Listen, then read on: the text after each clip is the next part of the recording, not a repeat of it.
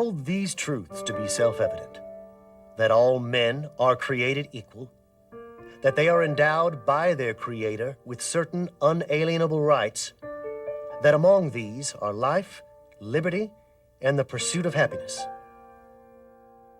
These are among the most famous words in American letters, and they were destined to immortalize the man who penned them. But when he wrote them, Thomas Jefferson was doing a job that others had rejected.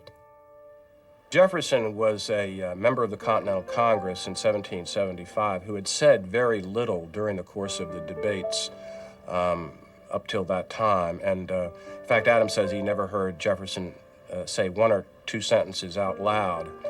He got a reputation as a draftsman, as a person who was not a skilled speaker, but was a skilled writer.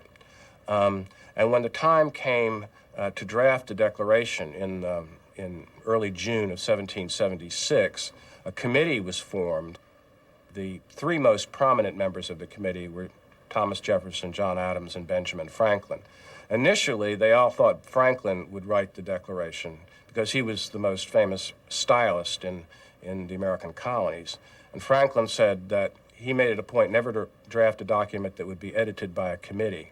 And Adams was the next logical choice, since he is the so-called Atlas of Independence, the man who had taken the lead in the Continental Congress.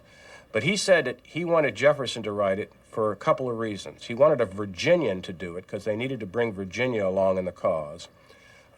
He also said that he, Adams, had made himself obnoxious to the other members in the Continental Congress by pressing so hard for independence, and therefore the document would attract more criticism.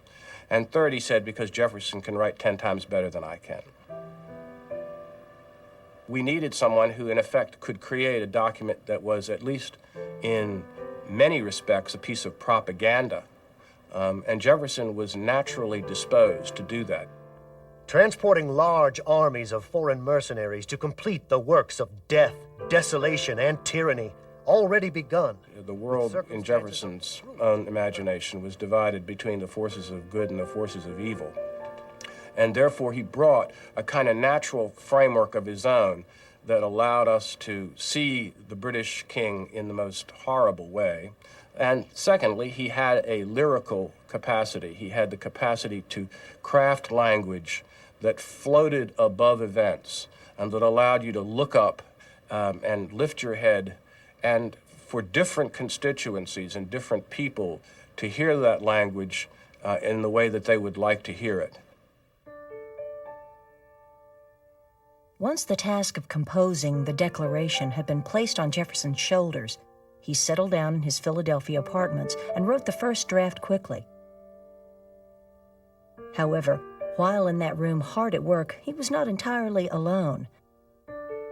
Neither aiming at originality of principle or sentiment, nor yet copied from any particular and previous writing, I drew my ideas from the harmonizing sentiments of the day. Jefferson was himself a product of the Enlightenment in the sense that he had read books both from French writers and English writers that suggested that the medieval era was now over, that Jefferson agreed with Voltaire, one of the great philosophers of the Enlightenment, that the last king should be strangled with the entrails of the last priest, and therefore that we were in a new world in which kings and priests would not rule, but the people at large would rule, and natural forces and reasonable men would be able to govern each other. Well, the notion of all men are created equal is really a powerful notion that is new. That is, the Enlightenment. There was always a Christian basis to equality, but this is a secular equality that's being appealed to. And the notion that government rests on the consent of the people, those are powerful notions, and those are new, and for the 18th century, new doctrines with great power. But the Enlightenment notion of equality and Jefferson's own vision were far narrower than our modern understanding. Initially, I don't think it meant any more than as a people, the now separate people, the Americans are equal to any other people on earth. That's, I think, what Jefferson had in mind, because all you have to do is look at his own life, where he certainly didn't practice equality with the women in his life, let alone with his slaves. But the interest of the word, the interest of the concept, is that other people could come along and say, yes, this applies to me too. And that begins almost instantly. And it's still going on to the present day.